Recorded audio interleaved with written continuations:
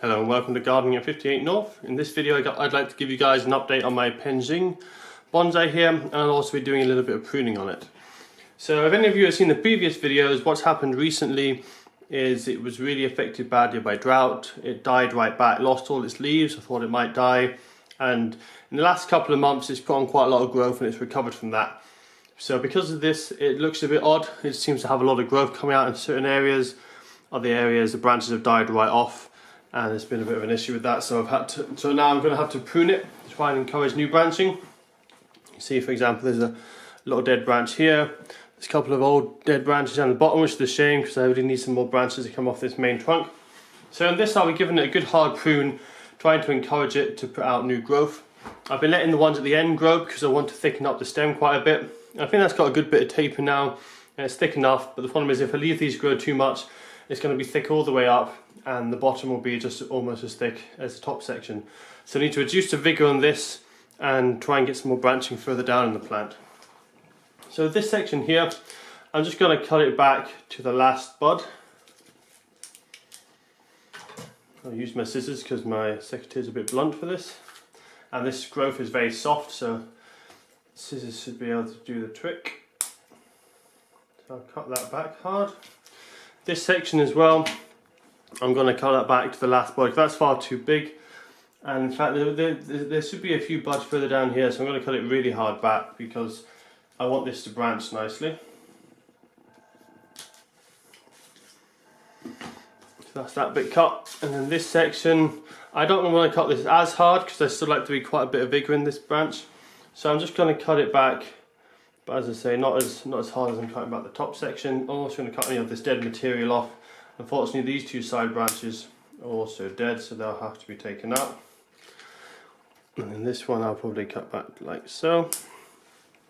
So there we are, quite a hard prune, but what this should do is it should encourage it to put on a lot more shoots. It should encourage a lot of new branches to form.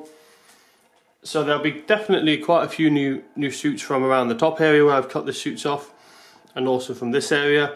But what I'm hoping is, if you cut a plant very hard, sometimes you get some of these dormant buds that you can't see in the main trunk. Sometimes they start to break and form. So what I'm hoping is cutting this really hard will encourage them to grow. And once they start growing, then I can try and get a better framework, get a few more branches growing out from this section. If that doesn't happen, what I'll probably have to do is cut this really hard, cut it right back to there, and then just start a nice little tree from that section. As you can see, that bit of the trunk's already got quite a nice kind of curve to it, a good bit of taper. Whereas this section is very straight, so I'm not too happy with that. That either needs quite a substantial wire, because that's quite a thick stem to bend. I can try and bend that into a more natural looking shape. Or as I say, I can just cut this off here and retrain this as a small tree.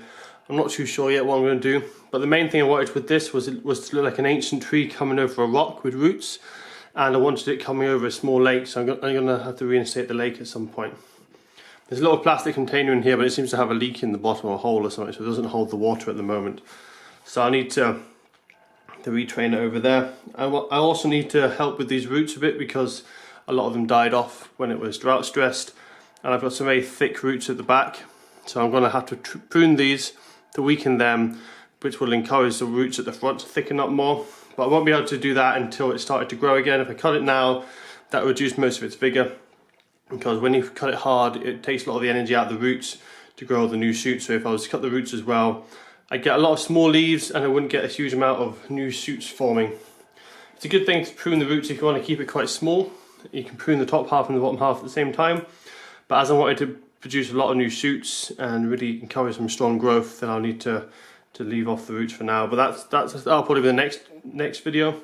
And as I say, I'll also see where the new shoots come and decide whether it needs cutting at the bottom or if it just needs to be reworked at the top as well. So that's all for the Penjing for now. It'll take quite a while for this Penjing to get looking really nice because, as I say, with the drought stress and having such a long straight trunk here, it's going to take a lot of work to get it looking how I want it to look.